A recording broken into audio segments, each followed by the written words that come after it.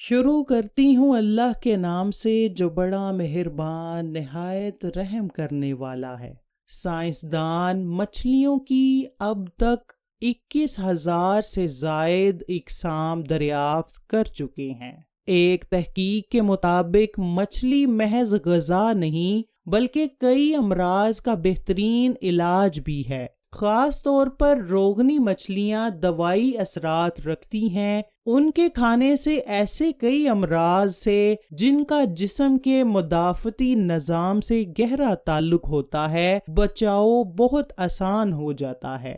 مچھلی میں جو روگنی تیزاب پائے جاتے ہیں وہ اومیگا 3 کہلاتے ہیں۔ یہ تیزاب جسم میں ایسے ہارمونی اجزاء کی تیاری روک دیتے ہیں جو ہر قسم کے امراض ان میں اضافے اور شدت کا باعث ہوتے ہیں۔ مچھلی کے روگنیات کی اہمیت و افادیت کا احساس تقریباً 70 برس پہلے ہوا تھا۔ اس وقت یہ بات زیر غور آئی تھی کہ دنیا کے اور انسانوں کے لیے چربی مضر صحت ثابت ہوتی ہے، تو آخر اسکیمو بے حساب چربی کھا کر امراض سے کیوں محفوظ رہتے ہیں؟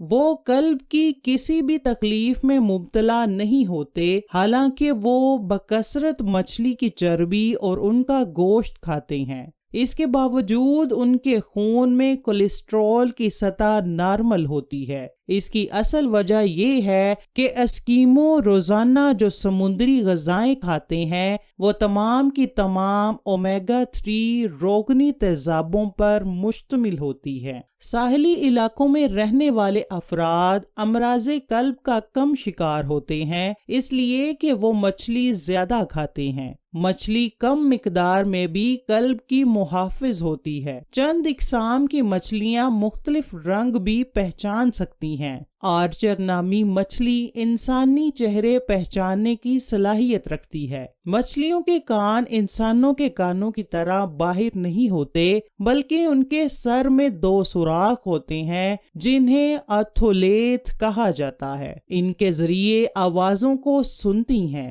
جبکہ ان کی جلد پر موجود لیتھرل لائنز بھی انہیں دھیمی آوازیں اور پانی میں ہونے والی غیر معمولی حرکتوں کو محسوس کرنے میں مدد دیتی ہیں۔ الیکٹرک ایل ایک ایسی مچھلی ہے جسے ہاتھ لگانے سے 600 وولٹ بجلی کا جھٹکا لگتا ہے۔ حضرت علی کی خدمت میں ایک شخص آ کر کہنے لگا، یا علی، ہر جانور کے منہ میں زبان ہوتی ہے لیکن مچھلی کے منہ میں زبان کیوں نہیں، اور مچھلی پانی میں ہی کیوں رہتی ہے؟ اس پر امام علی نے فرمایا کہ اے شخص، یاد رکھنا اللہ نے مچھلی کے منہ میں زبان بھی دی ہے اور اس کو وہ طاقت بھی دی ہے کہ وہ خشکی پر چل سکے، مگر افسوس کہ اس نے خود پر ہی ظلم کیا۔ وہ کہنے لگا، یا علی، کیسا ظلم؟ امام علی نے فرمایا کہ اللہ نے آدم علیہ السلام میں روح کو ڈالا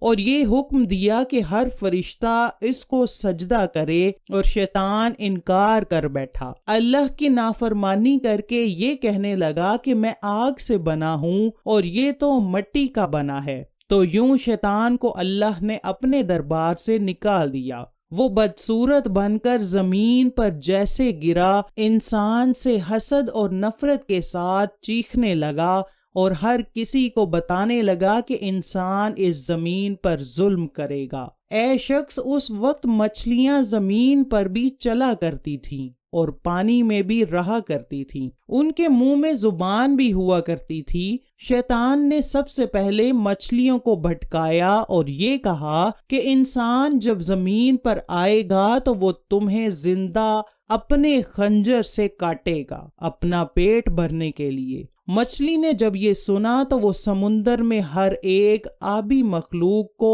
انسان کے خلاف کرنے لگی، تو یوں اللہ نے مچھلی کے منہ سے زبان کو غائب کر کے اس کی جگہ وبال پیدا کر دیا، اور یہ حکم نافذ کیا کہ کوئی بھی انسان تمہیں زندہ نہیں کاٹے گا۔ تمہاری حد قدرت نے پانی تک رکھ دی ہے، تم جب پانی سے جدا ہوگی تو خود ہی تڑپ کر مرنے لگو گی۔ تبھی جب حلال مچھلی پانی سے جدا ہوتی ہے تو وہ تڑپنے لگتی ہے اور اس کے جسم کا سارا خون اس کے گلے میں آ کر جمع ہو جاتا ہے۔ اس لیے مچھلی کو ذبح نہیں کیا جاتا، کیونکہ ذبح کرنا اس لیے واجب ہوتا ہے تاکہ جانور کی رگوں کا سارا خون گوشت سے الگ ہو کر بہہ جائے۔ اللہ نے مچھلی پر یہ قانون نافذ کر دیا کہ وہ جب پانی سے جدا ہو کر تڑپتی ہے تو مچھلی کا سارا خون مچھلی کے گلے میں آ کر جمع ہو جاتا ہے اور یوں مچھلی کا گوشت خون سے پاک ہو جاتا ہے۔